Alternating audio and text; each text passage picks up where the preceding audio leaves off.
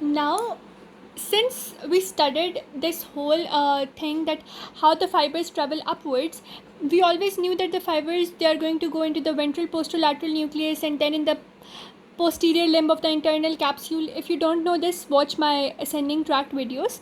So now what is going to happen when the fibers are going to come downwards is that the fibers are firstly going to come from pyramidal shaped cells of the cortex.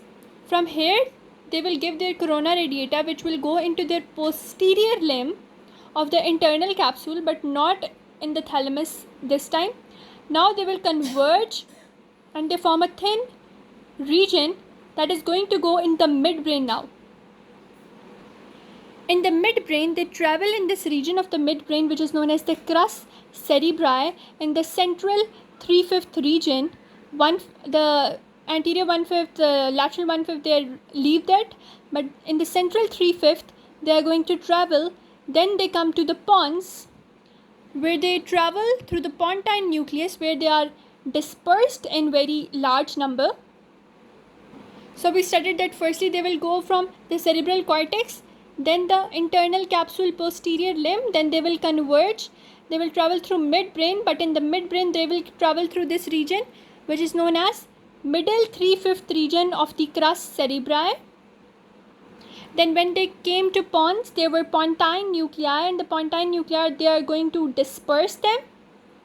So this was the dispersion by the pontine nuclei. Then below the pons we have the medulla oblongata. So they will travel from here, they will converge again, and they will travel to this region of the medulla, which is the pyramidal shaped nuclei. Then from the pyramidal tract they will go downwards.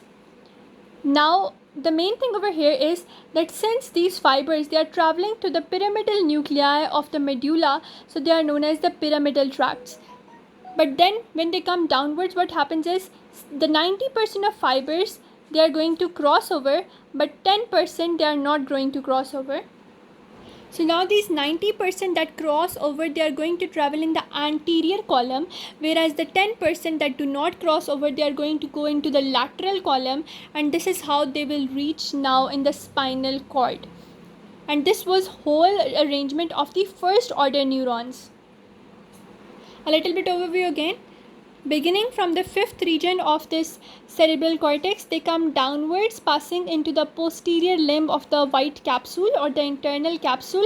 Then they are going to come downwards in the midbrain, where they pass through this crus cerebri region, which is the central 3/5. When they pass through pons, they pass through this pontine nuclei, which disperse them. Then they converge again in the medulla. Then they pass through the medulla, where they cross over. When they pass through this pyramidal nuclei, then the fibers undergo decussation. 90% of the fibers, they are going to cross over and they are going to pass in the anterior region, whereas the 10% they are going to pass into the lateral region. After that, they are going to end in the spinal cord. This was the whole activity or traveling part of the first order neuron only. Then this internuncial is the second order neuron, and then this which is going outward is the third order neuron, which is going to intersect the muscles on the neuromuscular junction. You will be thinking, why did I tell you all of that here when it was not mentioned in the diagram? It is because it is written over here in the text portion that the descending fibers from the corona radiata, they are going to pass through the internal capsule. Then what happens is, then they pass through the 3/5 of the basis of the midbrain, that is the crus cerebri portion or basis pendiculi portion. Now the point that is to be noted over here is that the genu fibers are cervical, whereas the posterior fibers, they are going to be concerned with lower extremities. Genu or the medial ones are cervical, and the posterior ones are going to be concerned with lower extremity. So first was corona radiata, then internal capsule, then the crus cerebri or basis pendiculi of the midbrain. Then entering the pons, they are distributed again by the pontocerebral fibers in the form of pontocerebral fibers by the pontine nuclei. Then they are grouped together again.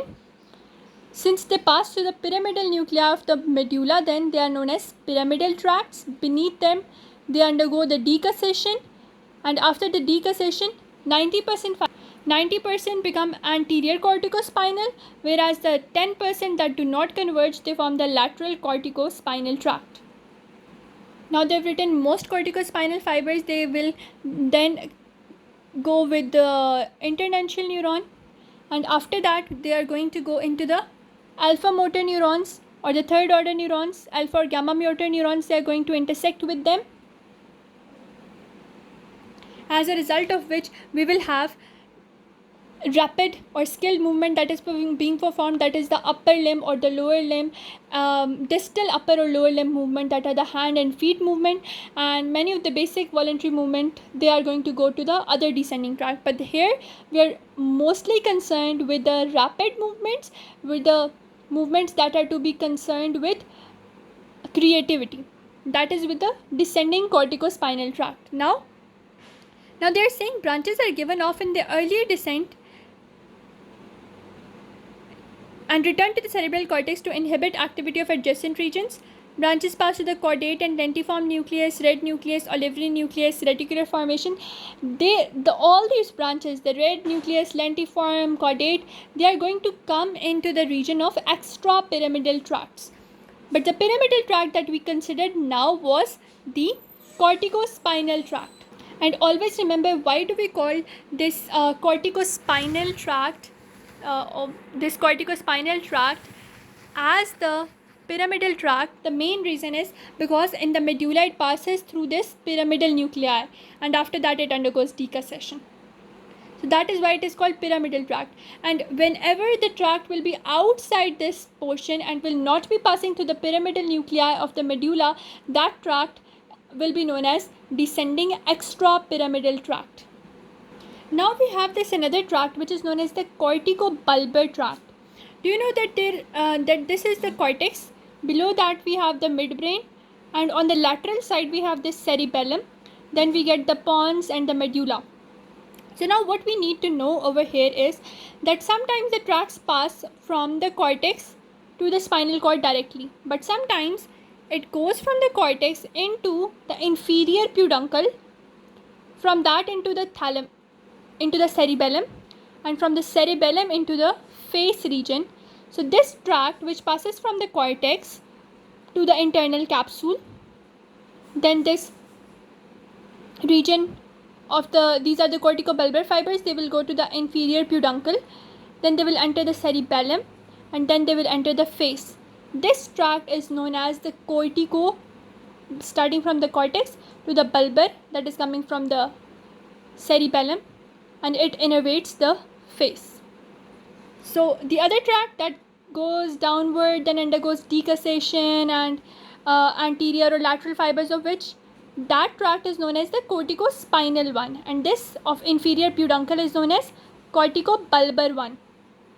Or here you can see from the cortex into the internal capsule coming downwards, it goes and innervates this was the upper motor neuron, this one is the lower motor neuron, and this is innervating the muscle. And always remember, upper motor is the one which is going to supply lower motor neuron, and lower motor neuron is the one which is going to supply the intermuscular junction. It does not care at which nerve or which level it is coming. It can be cervical, it can be thoracic region, but if it's innervating the muscle, it will be a lower motor neuron. Now we come to this very pretty diagram that actually differentiates between pyramidal and extrapyramidal tract. So pyramidal tract, that is going to come from cortex and is going to pass through the medullary pyramidal nuclei and then undergoes decussation. This one tract is known as the pyramidal tract or the corticospinal tract, and it is involved in voluntary body control. That one thing is, it is having lateral corticospinal as well as anterior corticospinal fibers that I explained. Then we talked about corticobulbar tract, that was concerned with the passing of face, head, neck. The cervical nerves were responsible for this. Then we have the extrapyramidal tract. This tract is going to come from not the cortex but some other regions, and the other regions we are going to discuss later on, but it will be rubro, reticulo, vestibulo and tectospinal tracts. So in the next video we are going to now talk about the extrapyramidal tracts.